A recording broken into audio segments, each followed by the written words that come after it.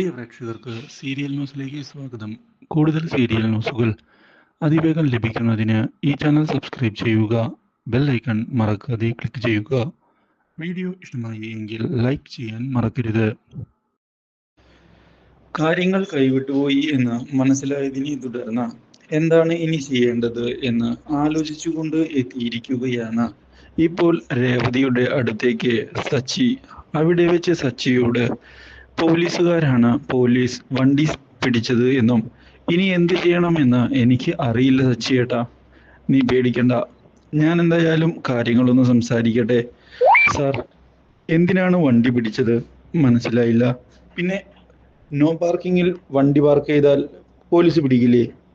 അയ്യോ സാർ, അങ്ങനെ പറയല്ലേ. നിങ്ങൾ എന്താ ഇങ്ങനെ സംസാരിക്കുന്നേ? ഇത് കൊള്ളസങ്കേതത്തിൽ നിന്ന് പിടിച്ചുകൊണ്ടൊന്നും വണ്ടിയൊന്നുമല്ലല്ലോ. നിങ്ങൾ ഒരു കാര്യം ചെയ്യ്, നേരെ പോയി കോടതിയിൽ ചെന്ന് ഫൈൻ അടച്ചിട്ട് വണ്ടി കൊണ്ടുപോകുന്നതിന് ഇവിടെ ഒരു പ്രശ്നവുമില്ല. ആ കാര്യം മനസ്സിലായോ? അപ്പോൾ ധൈര്യമായി കാര്യങ്ങൾ മുന്നിലേക്ക് കൊണ്ടുപോയിക്കോ. അല്ല സാർ, എന്തെങ്കിലും ഒരു വിട്ടുവീഴ്ച ചെയ്യണം, അല്ലെങ്കിൽ ബുദ്ധിമുട്ടാകും. അതാ, ഒന്നും ചെയ്യാൻ പറ്റില്ല. പറഞ്ഞില്ലെന്ന് വേണ്ട, നേരെ പോയി ഫൈൻ അടച്ച് കാര്യങ്ങൾ നിയമപരമായി ചെയ്യുന്നതാണ് നല്ലത്. അത്രയേ എനിക്ക് പറയാനുള്ളൂ. ഇനി എന്താണ് ചെയ്യേണ്ടത് എന്ന് നിങ്ങൾക്ക് തീരുമാനിക്കാം. ഇതോടെ മറ്റു വഴികളില്ല എന്ന് മനസ്സിലായതിനെ തുടർന്ന് ഫൈൻ അടയ്ക്കുന്നതിനായി തയ്യാറായി മുന്നിലേക്ക് പോകുകയാണ് ഇപ്പോൾ സച്ചി.